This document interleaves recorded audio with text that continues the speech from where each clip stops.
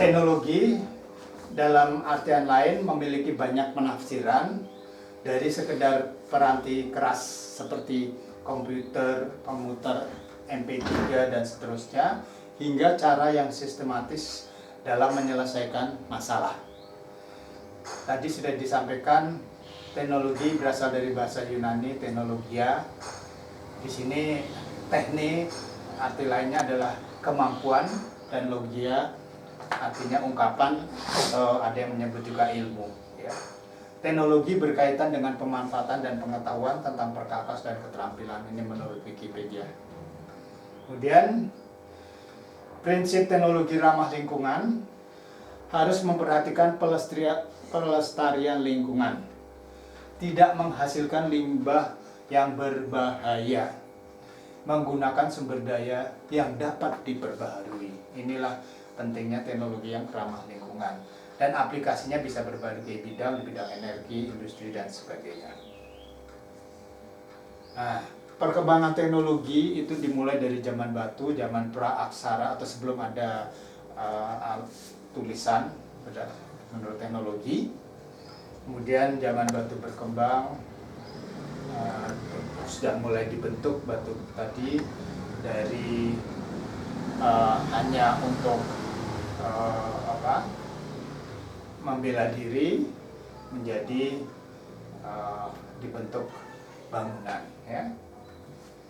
Kemudian percepatan teknologi, sejuta tahun percepatan pada efisiensi alat potong. Percepatan nyata ini dapat dinyatakan menjadi istilah kuantitatif bila efisiensi alat potong diukur dengan 5 kriteria, yaitu ketajaman dari sisi potong, daya tahan, diferensiasi dan spesialisasi, keefektifan alat dalam memotong benda, penggunaan tenaga pembantu. Kemudian percepatan penguasaan alam oleh manusia. Masa kebudayaan manusia prasejarah terbagi menurut benda dan teknik yang digunakan dalam membuat alat-alatnya. Zaman batu tua ditandai dengan peralatan dari batu yang diruncingkan secara primitif atau di-chipping. Zaman batu merupakan zaman peralatan dari batu yang diruncingkan dengan cara menggerinda. Zaman tembaga, kuningan, dan besi menunjukkan bahan yang dipakai untuk membuat alat dari jenis tenaga yang digunakan sebagai penggerak. Zaman batu tua, tenaga yang dipakai menggerakkan alat sepenuhnya dari tenaga otot manusia. Alat pelempar tombak yang muncul pada zaman Magdalena merupakan suatu alat lain yang untuk menambah tenaga bagi persenjataan saat itu. Penjinakan hewan dan perbudakan manusia merupakan perkembangan lebih lanjut dari masa tenaga otot. Orang Romawi kuno menggunakan roda gigi dengan memakai kuda, tenaga budak, dan mungkin juga tenaga air. Sedangkan bangsa Anglo-Saxon sebelum tahun 500 Masehi melakukan penggilingan biji hasil pertaniannya dengan tenaga keledai. Percepatan pada pertambahan umur manusia. 4000 tahun yang lalu di Yunani, ketika alat besi menggantikan kedudukan alat kuningan, panjang umur rata-rata setiap bayi yang lahir adalah 18 tahun. 200 tahun kemudian di Romawi rata-ratanya 22 tahun, atau suatu pertambahan sekitar 0,02 tahun per 10 tahun. Kroeber menyatakan bahwa ilmu pengetahuan berkembang secara alamiah, tetapi bila ilmu pengetahuan berkembang, maka berarti pertambahan percepatan akan terjadi pada setiap bidang ilmiah. Percepatan kemampuan untuk membunuh dan merusak. Percepatan dalam perluasan daerah permusnahan.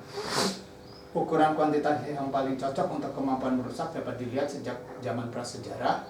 Di sini digunakan istilah record breaking range of projectiles, yaitu jarak tempuh terjauh dari alat perusak yang dapat merusak kehidupan dari tempat peluncuran ke sasaran. Istilah daerah pemusnahan berarti luas daerah maksimum dari kehidupan dan benda-benda di dalamnya yang rusak karena peluncuran alat tersebut.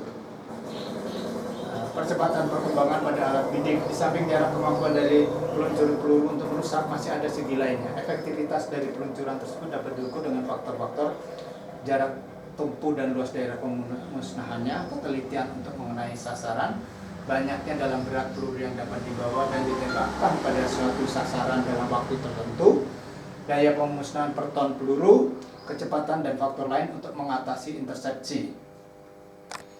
Besarnya tonase yang dapat diluncurkan. Dari 5 dimensi merusak, kita telah membicarakan 2 hal, yaitu jarak dan bias daerah pemusnahannya serta penelitiannya untuk mencapai sasaran. Dimensi ketiga adalah tentang banyaknya ton peluru yang dapat diarahkan pada sasaran.